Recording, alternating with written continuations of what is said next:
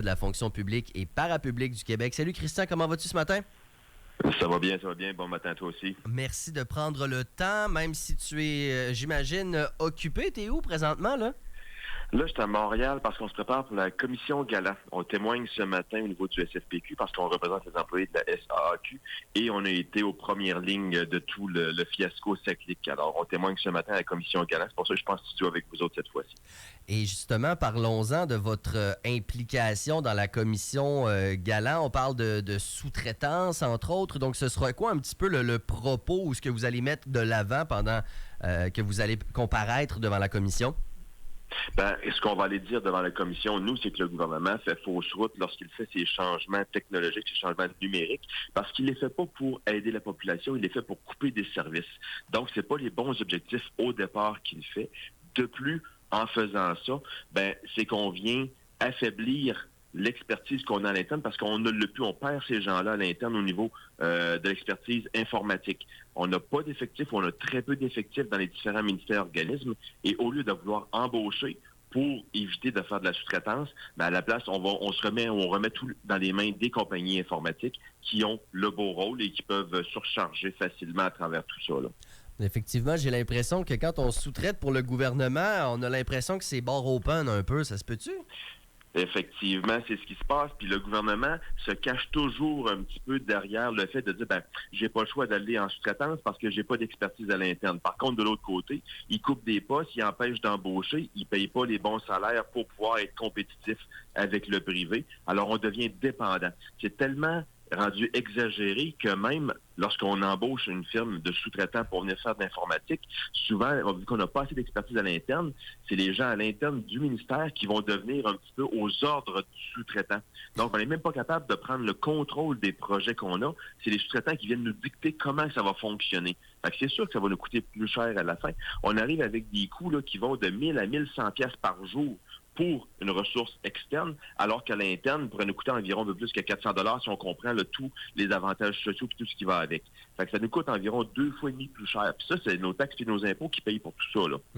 Et pourtant, c'est que s'il y a des gens dans le privé qui ont ces expertises-là, c'est qu'on a des gens au Québec qui sont capables de le faire. Est-ce que c'est parce que pour les employés, pour les gens compétents dans le domaine, c'est-tu une fois et demie plus payant d'être au privé que pour le gouvernement? Puis c'est ça qui fait en sorte qu'il y a beaucoup plus de gens dans le privé? Bien sûr, bien sûr. Là. Puis ces gens-là, en plus, ben, souvent, c'est des gens qui ont travaillé même dans le public avant, qui ont travaillé dans les services publics. Puis lorsque les compagnies privées arrivent, puis ils voient ces gens-là travailler dans nos rangs, mais qui sont pas payés très cher, ben ils les débauchent, les amènent chez eux. Puis après ça, le gouvernement souvent est obligé de réembaucher cette compagnie-là pour venir faire juste de l'entretien du maintien du système. Là, on parle même pas de mettre un nouveau système en place parce qu'on n'a pas cette expertise-là, mais juste de maintenir le système puis de faire des changements qui sont récurrents dans le système. On n'est même pas capable d'avoir les effectifs pour le faire à l'interne. Alors pour nous, là, c'est vraiment un gros problème comme citoyen. Parce que en plus de ça, on va se retrouver à payer pour plusieurs années. On a même vu un expert qui est venu témoigner pour dire que lorsqu'on implante un système informatique, il faut souvent doubler puis tripler ce montant-là avec les années qui vont suivre parce que pour faire de l'entretien du système, pour faire des mises à jour du système aussi. Donc, le fiasco cyclique qui nous a coûté 1 milliard va peut-être nous coûter jusqu'à 3 milliards à terme à travers les années, à travers tout ça, là. J'ai peut-être une réflexion simpliste. Je vais peut-être avoir l'air idiot en proposant ça. Mais à place de payer beaucoup plus cher des sous-traitants, pourrions-nous payer mieux ceux qui le font au sein du gouvernement? Ben, c'est ce qu'on souhaite depuis le début.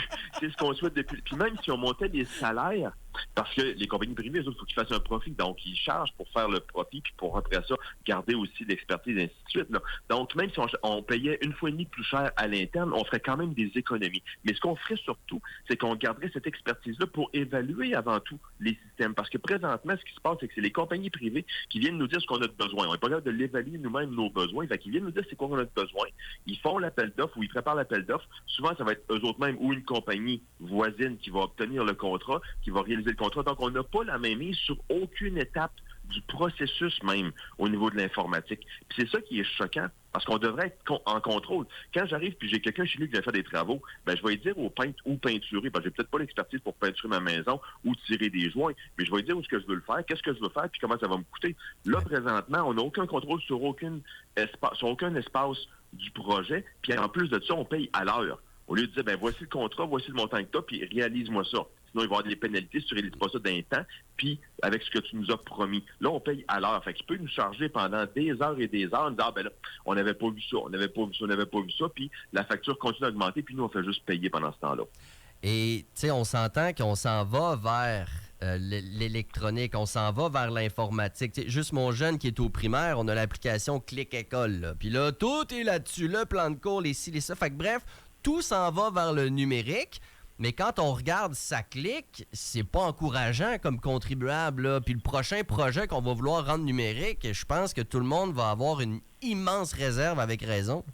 Ben oui, c'est sûr. Puis le problème, c'est pas de devenir numérique. Là. On doit aller vers la technologie pour s'aider là-dedans. Le problème, c'est quand le gouvernement dit on va aller vers le numérique pour couper des postes.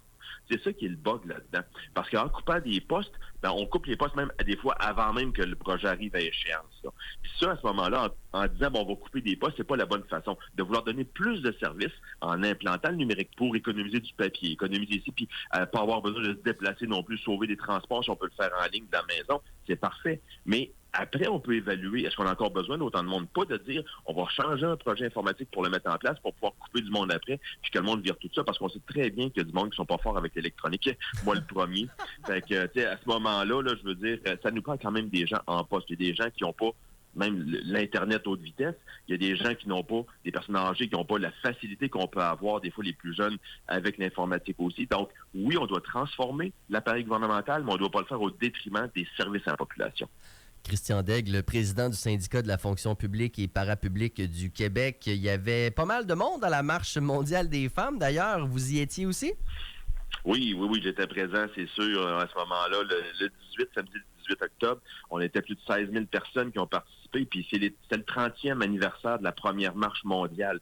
Elle avait eu lieu en 95, à l'époque, avec Françoise David de la Fédération des femmes du Québec. Et à tous les 5 ans, on répète l'expérience parce qu'il y a encore des choses à changer. Il y a encore des luttes qui se font. Puis autant les femmes doivent être là que les hommes doivent être là également pour l'appuyer. Parce qu'on veut une société qui est égalitaire. Une société où les femmes ont les mêmes droits que les hommes. Puis on voit que dans les dernières années, ces droits-là commencent à être attaqués. Autant chez nos voisins du Sud qu'ici même également aussi. Les discours changent. Le discours masculiniste est beaucoup plus présent aussi. Fait qu'on veut une société qui est égalitaire au Québec. On le veut dans l'ensemble de la planète.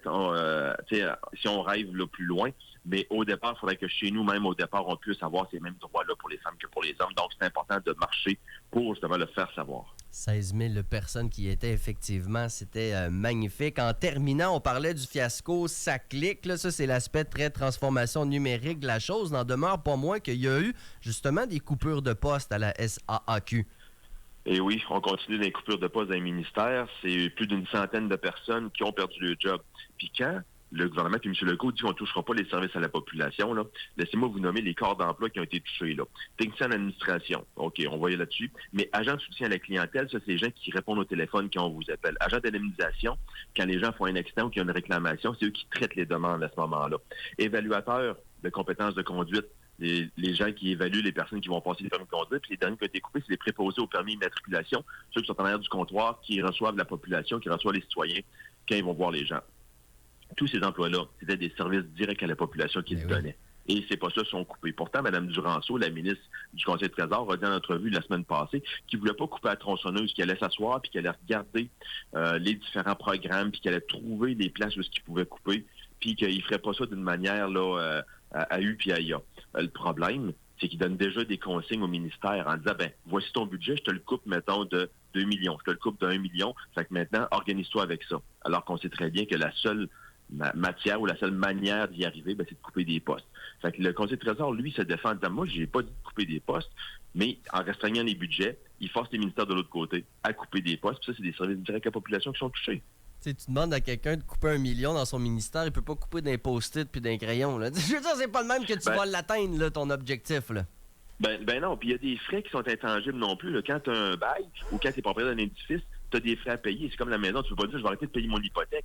Ben non, il y a un choix à faire à un moment donné. Fait que tu vas couper sur le pain, tu vas couper sur le lait, peut-être tu vas couper parce que les jeans, tu as déjà les mêmes jeans sur le dos depuis 5 ans, même si on a des trous, tu es rendu à la mode à ce moment-là, mais je veux dire, tu peux pas couper après ça quand tu n'es plus capable d'aller chercher autre chose que le pain puis le beurre du monde. Puis le pain puis le beurre des services publics, c'est les services à la population. Et c'est là qu'on est rendu à couper présentement dans les différents organismes. Là, on parle du gouvernement provincial, mais tu sais, lors du dernier débat électoral ici qu'on a organisé là, dans Saint-Roch, Saint-Sauveur, il y a un citoyen à la fin qui a posé cette même question-là que je trouve tellement évidente. C'est comment pouvez-vous promettre de baisser les taxes et couper partout sans couper le service? Tu sais, juste de le dire à voix haute.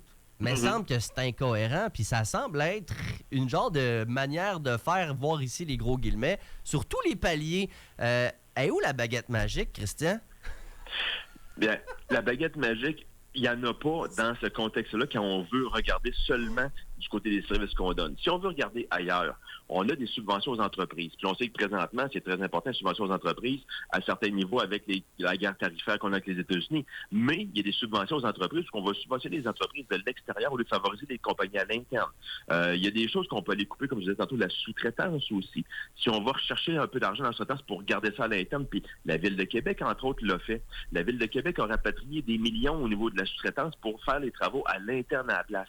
Donc, on est capable de trouver des solutions pour économiser de l'argent, mais ce ne sera pas des milliards et des milliards de dollars. Là. Ouais. Il faut trouver des façons, oui, de regarder les choses qu'on fait, mais pas en impactant le service à la population. Puis ça, le service à la population, c'est les gens de première ligne qui le donnent, c'est les gens que je représente.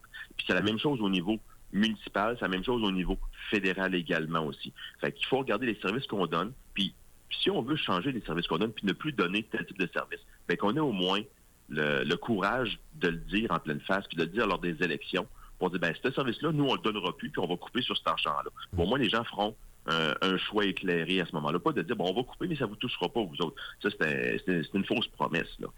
Oui, effectivement, ça n'a pas bien de sens. Christian Daigle, président du syndicat de la fonction publique et parapublique du Québec, merci d'avoir pris le temps.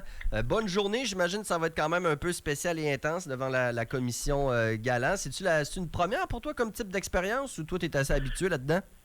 J'ai déjà fait des commissions parlementaires devant les élus, mais devant une commission parlementaire, devant une commission là, comme la commission Galant, ça va être une première fois. J'espère ne pas trop avoir l'air fou parce que je vais passer à Infoman le prochain. J'espère juste pouvoir réussir ma présentation comme il faut, puis surtout que le commissaire comprenne bien les enjeux qu'on a, puis qu'est-ce qui s'est passé avec sa clique pour les gens que je représente, pour après ça pouvoir faire les bonnes recommandations au gouvernement.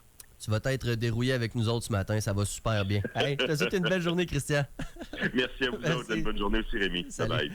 8h31, Christian Daigle est président du syndicat de la fonction publique et parapublique du Québec.